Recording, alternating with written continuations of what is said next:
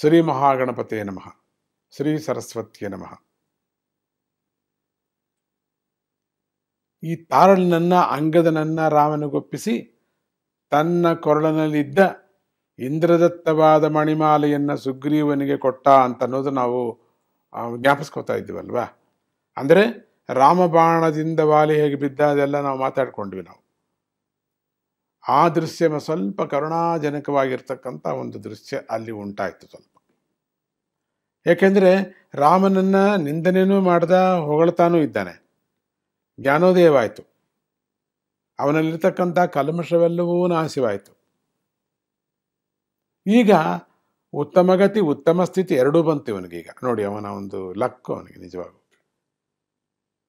ಅದಕ್ಕೆ ಹೇಳ್ತಾನೆ, ಇವರಿಬ್ಬರನ್ನ ನೋಡ್ಕೋಬೇಕು ನೀನು ಅಂತ ಹೇಳಿ ತನ್ನ ತಮ್ಮನಿಗೆ ತಾರಳನನ್ನ ಮತ್ತು ಮಗನನ್ನ ಒಪ್ಪಿಸ್ಬಿಟ್ಟು ತನ್ನ ಕೊರಳಿರ್ತಕ್ಕಂತಹ ಇಂದ್ರದತ್ತವಾದ ಮಣಿಮಾಲೆಯನ್ನ ಸುಗ್ರೀವನಿಗೆ ಕೊಟ್ಟ. ಇದಿಟ್ಕೋ ನೀನು. ನೋವಿನಿಂದ ನರಳ್ತಾ ಇರತಕ್ಕಂಥ ಅವನು ಇದ್ದಕ್ಕಿದ್ದ ಹಾಗೆ ಶ್ರೀರಾಮನ ಸ್ತುತಿ ಮಾಡಿದ. ಸ್ವಾಮಿ, ನಾನು ಕೂಡ ನಿನ್ನ ಭಕ್ತನೇ, ಸಂದೇಹ ಇಲ್ಲ, ನನಗೆ ಕರ್ಮ ಆವರಿಸ್ಕೊಂಡ್ಬಿಟ್ಟಿತ್ತು, ಅದಕ್ಕೆ ನಾನು ಹೀಗೆಲ್ಲ ಮಾಡಿದೆ, ನನ್ನನ್ನು ಕ್ಷಮಿಸು ನೀನು.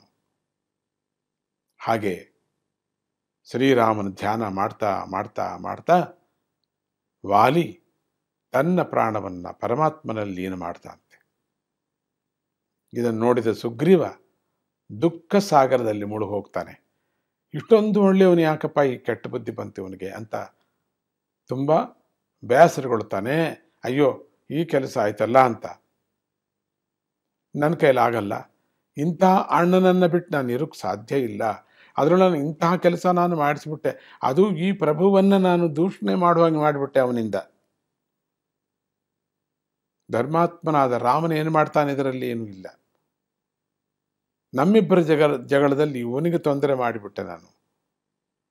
ಧರ್ಮವೋ ಅಧರ್ಮವೋ ತಾನು ಮರೆಯಲ್ಲಿದ್ದು ಬಾಣ ಹಾಕುವ ರೀತಿಯಲ್ಲಿ ಮಾಡಿಬಿಟ್ಟೆ ನಾನು. ಅಯ್ಯೋ,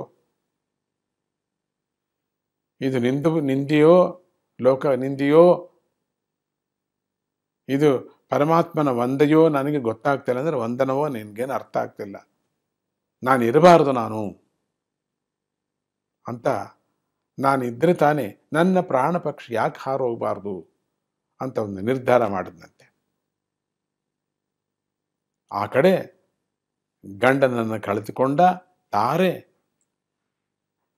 ಹೇಳ್ತಿದ್ದಾಳೆ, ನನ್ನನ್ನು ಕೂಡ ಕೊಂದು ಬಿಡು ರಾಮ, ಇಷ್ಟೇ ಕೆಲಸ, ನಿನ್ನ ಕೆಲಸ ಅಷ್ಟೇ ತಾನೆ, ಮರೆಯಲ್ಲಿ ನಿಂತ್ಕೊಂಡು ಬಾಣ ಹಾಕೋ ವ್ಯವಹಾರ ತಾನೆ ನಿಂದು, ಕೊಂದು ಬಿಡತ್ಲಾಗಿ ನಾನು ಕೂಡ, ನಾನು ಎದುರಿಗೆ ಬರ್ತಾ ಇದ್ದೀನಿ.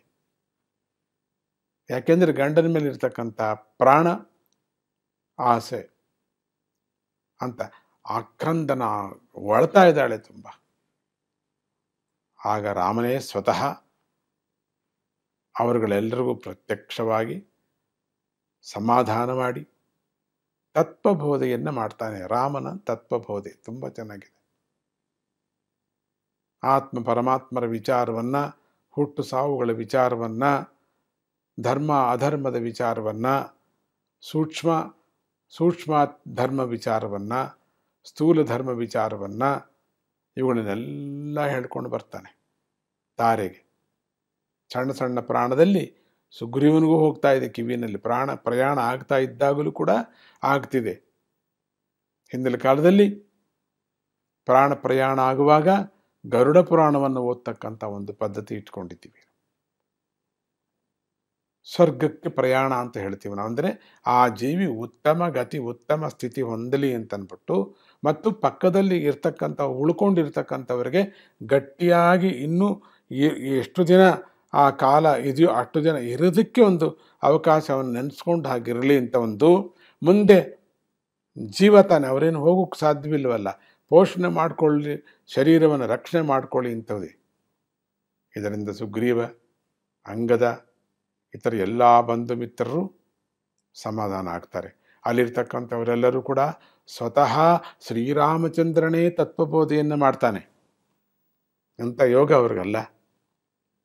ರಾಮ ತತ್ವಬೋಧೆ ಮಾಡ್ತಕ್ಕಂಥದ್ದು ಈ ಸಂದರ್ಭದಲ್ಲಿ ನಾವು ಎಷ್ಟು ಅದೃಷ್ಟವಂತರು. ತತ್ವಬೋಧೆ ಕೂಡ ತುಂಬ ಚೆನ್ನಾಗಿದೆ ಮುಂದೆ. ಇಂಥ ಅದ್ಭುತವಾದಂಥ ಕತೆ ಮುಂದುವರಿಸ್ಕೊಂಡು ಹೋಗೋಣವಾ? ಜೈ ಗುರುದತ್ತ, ಶ್ರೀ ಗುರುದತ್ತ.